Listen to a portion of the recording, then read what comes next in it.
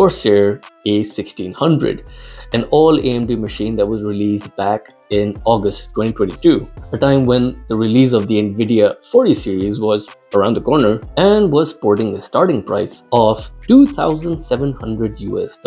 Now you could have gotten the same specs from many established manufacturers like ROG or Legion for $700 or $1,000 less. And insult over injury, Radeon drivers were suffering from stability issues during that time as well. Naturally, the Corsair A1600 received many skeptical reviews from leading lights in the tech tuber space. They said, "Great effort Corsair, but not good enough and a little bit pricey." Before I continue talking about how this device stacks up in today's world, if you're new to the channel and find my content to be useful and are into tech and gaming, please do consider subscribing to my channel. I could definitely use the support and encouragement. Now, back to the story. Today, during November 2023, about a year later, you can get this device for as low as $1,100 US. And I think this is the bargain of the year. So what are you getting for your $1,100 US without tax? A very respectable Ryzen 7 6800HS, which is an 8-core CPU with a boost clock of 4.7 GHz. This is in line with the Intel i7 12700H. So that is pretty good. For the GPU, a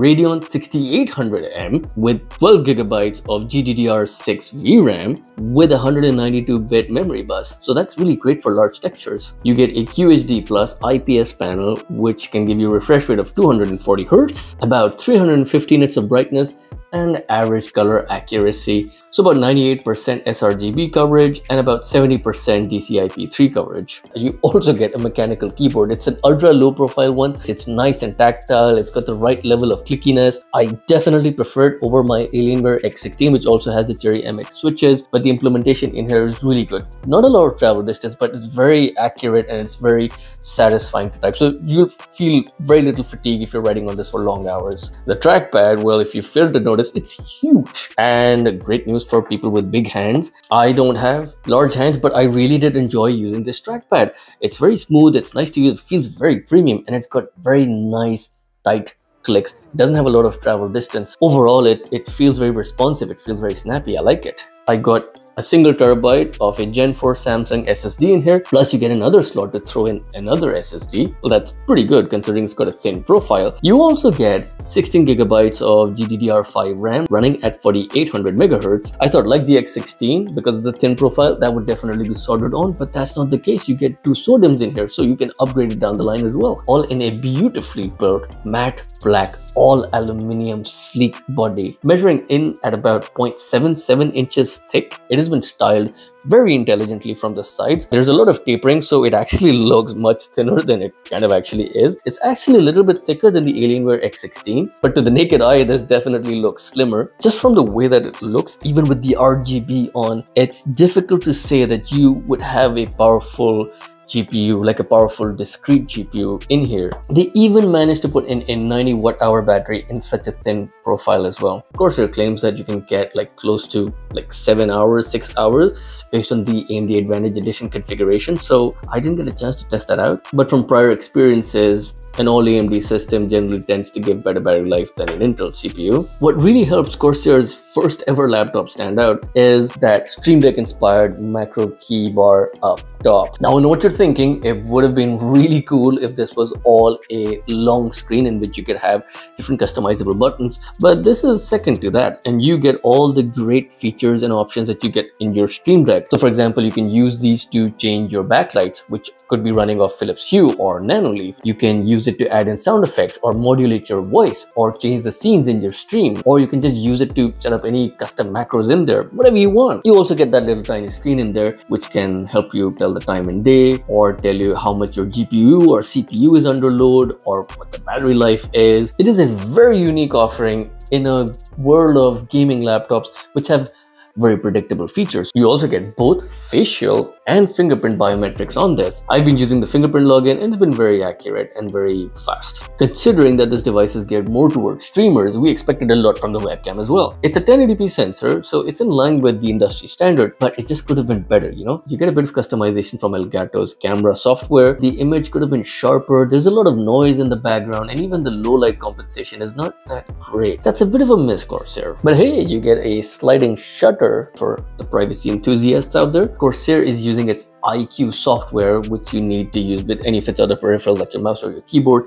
and it's pretty good. You get a lot of RGB customization in there specific to the laptop itself. You just get one additional tab in the IQ software, and that is only to switch between 3 performance modes: quiet, balance, and extreme. And you can switch between those profiles using the function F5 shortcut. So these different performance modes will have a profound effect on the efficiency and also on the performance output of this laptop. It's just that when you're putting it through heavy games, it's best that you keep it on its extreme mode. Nothing wrong with that. But that's where this device received a lot of criticism at launch because its fan noise can really ramp up. It's got a thin body, so it's got tiny fans in there, which makes it sound a little bit tinny, a little bit whiny. Now that may have been a deal breaker for $2,700 US, but come on, it's $1,100 now. Where headphones may compromise it, it's okay. Even if this is more expensive than that, it's a thin body. Sure, it's a little bit annoying, but you'll get used to it. The speakers, well, they're average. They could have been louder. I wish they were louder. Bass representation is kind of non-existent. Yeah, I don't have anything special to say about the speakers. So having a look at the performance, and I